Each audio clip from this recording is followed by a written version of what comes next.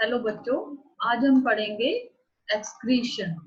Excretion क्या होता है? Removing the waste out of body.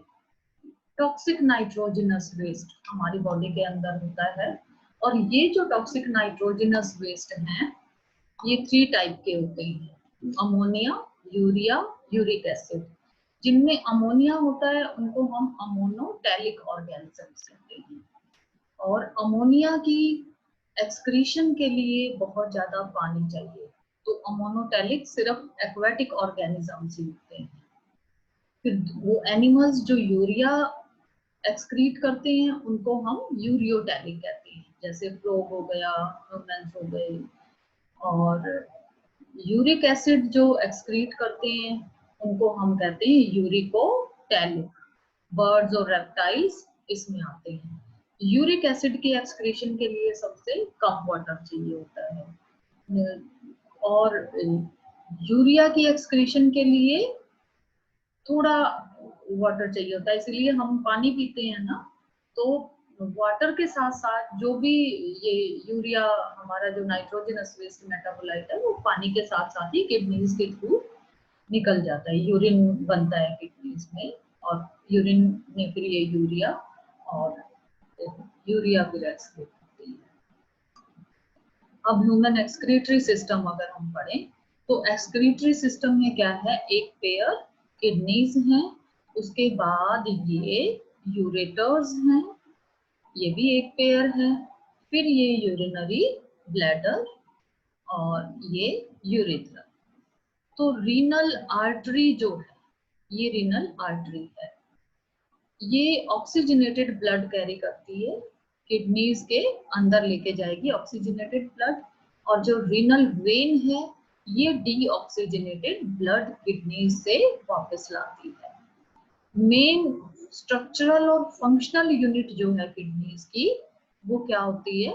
Nephron होती है। अब किडनी की थोड़ी सी इंटरनल स्ट्रक्चर अगर हम देखें, तो हम देख सकते हैं कि किडनीज के ऊपर ये एड्रिनल ग्लैंड प्रेजेंट होता है। ये एंडोक्राइन ग्लैंड है, बहुत सारे हार्मोन सिक्रीट करता है। और ये देखो, ये इसका मेडुला रीजन है, ये जो आउटर मेडुला रीजन, ये कॉर्टेक्स रीजन है, और ये मेडुला रीजन है, और ये पेल्विस रीजन है। इस पेल्विस रीजन से फिर ये यूरेटर्स निकलती है।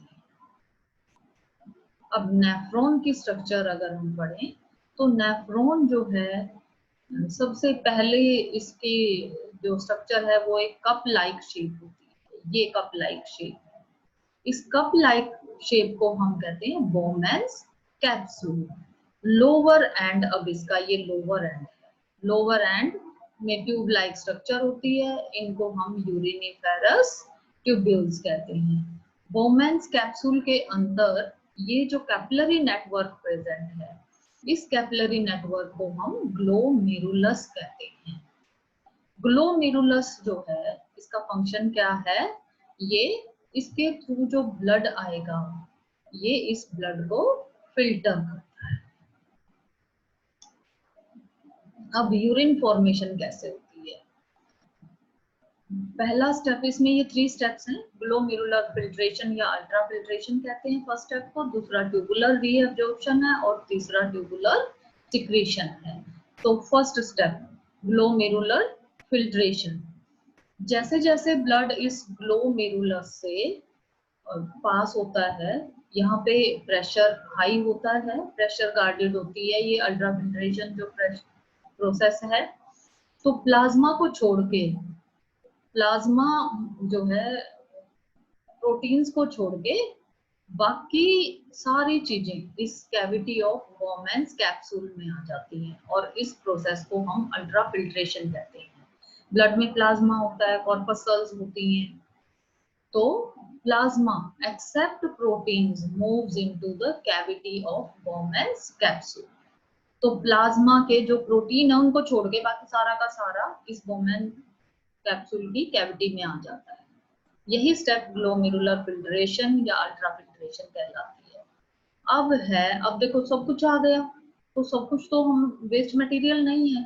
अब ये रीएब्जॉर्प्शन, यानी जो सब्सटेंस ये फिल्ट्रेट में आ गए थे, glucose, amino acid, salts, urea, water, they flow along the tubule of nephron.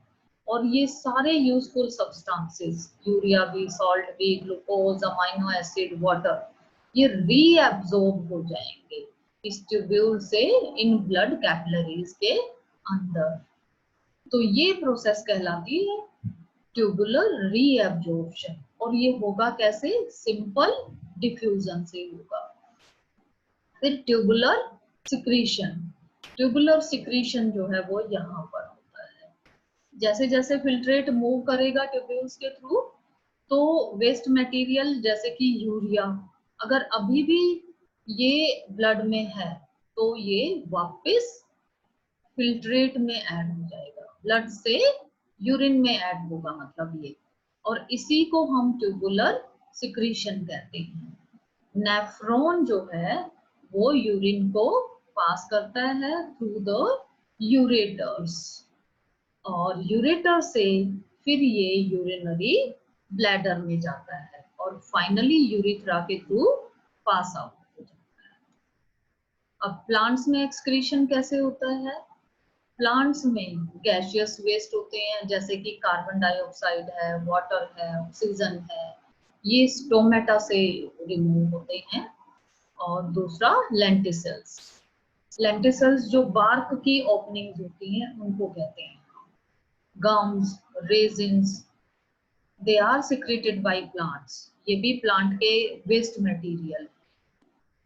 फिर कुछ प्लांट वेस्ट जो है फ्रूट्स में स्टोर हो जाते हैं, रैपिड्स, क्रिस्टल्स बना लेते हैं ये, और वो फ्रूट के साथ साथ ही they are removed along with fruit. तो ये था excretion in plants and animals. Thank you so much.